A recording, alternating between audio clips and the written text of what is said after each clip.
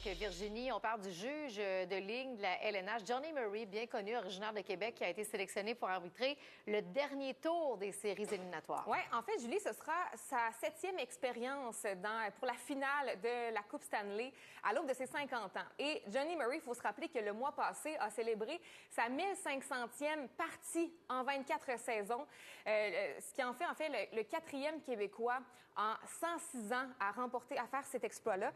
Donc, c'est un vrai passionné. Et d'ailleurs, il vient tout juste de signer dans les derniers mois un dernier contrat de 6 ans. C'est pour dire que c'est un passionné, lui, qui va s'amener donc à 30 ans de carrière dans la Ligue nationale. Je l'ai justement interviewé aujourd'hui par rapport aux sentiments qu'il habite face justement aux prochaines semaines qui s'en viennent pour la finale de la Coupe Stanley. Dans à peu près ça, un mois et demi, j'ai fait mon 1500e match.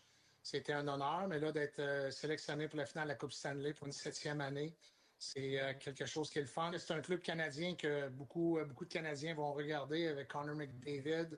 Par contre, de l'autre côté, tu as Sacha Barkov, qui est un excellent joueur de hockey. Ça va être toute une finale, puis c'est un honneur pour moi d'être là.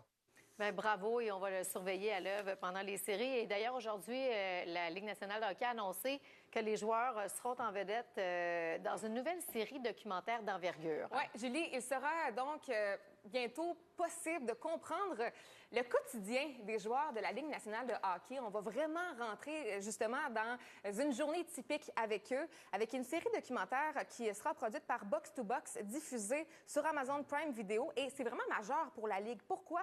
Pour vous donner une idée de grandeur, en fait, Box to Box a entre autres produit la série Drive to Survive, d'un immense succès sur la F1 qui a augmenté la popularité de la F1 à l'échelle mondiale. Donc, c'est la même boîte de production. Et on va suivre certains joueurs vedettes de différentes équipes comme Connor McDavid et Matthew Tkachuk qui seront justement de la partie pour le dernier tour des séries éliminatoires, d'autres joueurs également. Bref, ça risque d'avoir du succès. Oui, exactement, à suivre cet automne sur Prime. On termine avec la réponse à la question. Quel est le terme utilisé pour décrire l'action de franchir une cassure en chute libre? Et la réponse? C'est A. C'est drop. Drop. Bravo à tous ceux qui ont eu la réponse. Merci beaucoup, Virginie. Bonne soirée. Merci d'avoir été là. On se retrouve demain. Au revoir.